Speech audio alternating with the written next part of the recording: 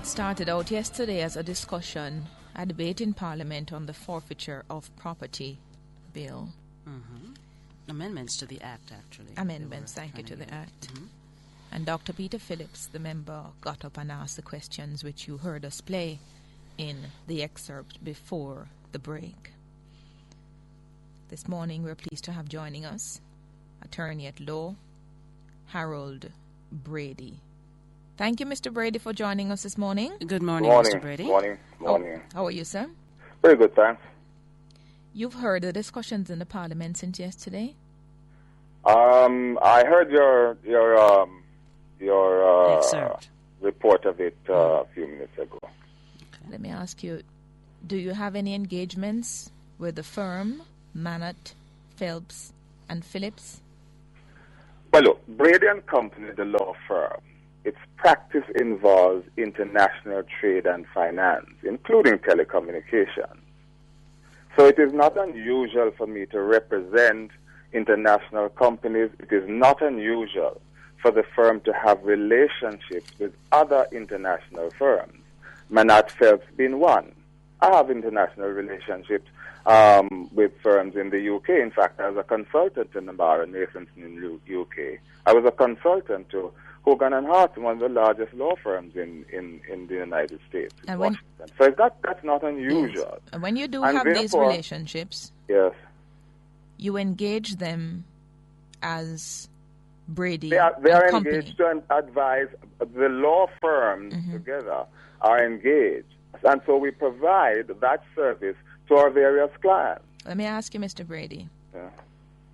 The particular document of which we speak, a letter dated October 1 of last year, when you entered into that treaty, that agreement with Manatt, Phelps, and Phillips in connection with political and economic matters, on whose behalf did you enter that agreement? On behalf of all our clients. Our law firm enters into a contract. My law firm would advise Manatt, Phelps on matters political, economic in Jamaica for the benefit of their clients. Their law firm advise my law firm on similar matters as they relate to matters in the United States. And you would be paid for that service as you would pay them? Yes, because it's a relationship. For example, the last time that we had a matter that fell in the political arena was in sometime in late 90s or early 2000, 2001, 2002, when the then government imposed a cess on international telephone calls. And the United States, the FCC, had a tremendous amount of reports on it from the other carriers. And that was an area in which was a mix of political and international relations. For example, I negotiated the treaty between Jamaica and the United States, the agreement between Jamaica and the United States, relating to the reception and retransmission of satellite-bearing signals. I want you to answer me directly on this one, Mr. Brady. Yes, I'm going to answer you. Got the background. What I don't want is to be drawn in to this hot issue. So, got you. The answer to your question is, I have a contractual relationship between Manatt, Phelps, and Brady & Co. Let me ask you directly now.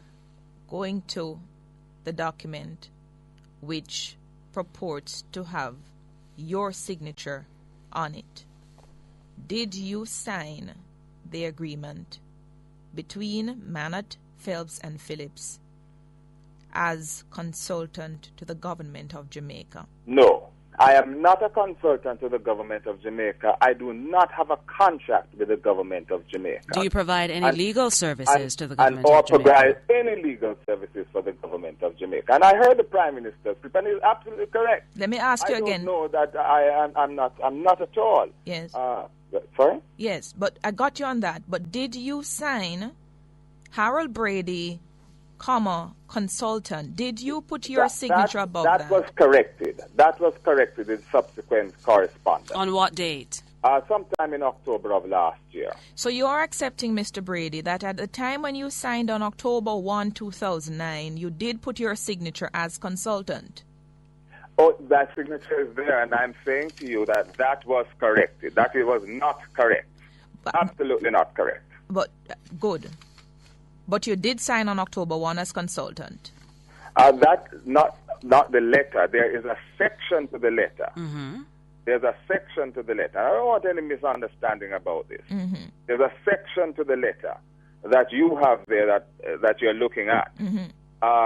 That I signed, and I'm saying that was not correct, and that has been subsequently corrected. But Mr. It was immediately corrected. But Mr. Brady, you would understand if people raise their eyebrows when there is a sentence that says Harold Brady, consultant to the government of Jamaica, on a legal document that you signed, even though it was corrected after. Had you not seen this discrepancy then on the original document you signed? I'm saying to you that was corrected. Did you think it important, Mr. Brady, to make a note on this original document before you signed that correction should be made because I'm not acting as a consultant for the government? And that was corrected. As between myself and the law firm, that was corrected. In relation to the legal fees, $100,000 quarterly, and as at October 1, when you signed the documents, a quarter would have gone off by now. No, Emily, yes, we sir. can discuss the matter as it relates to the public interest. Yes. What I'm not prepared to do, though, is to discuss the details of the relationships between two private entities, the firm, Washington Law Firm, and my law firm. Let me ask you this generally and hope you can help me. Did you pay or did the government of Jamaica pay The any government sums? of Jamaica has not paid me any money. The government of Jamaica has not paid any money to me in relation to any relationship between Manatt and Brady-On Co.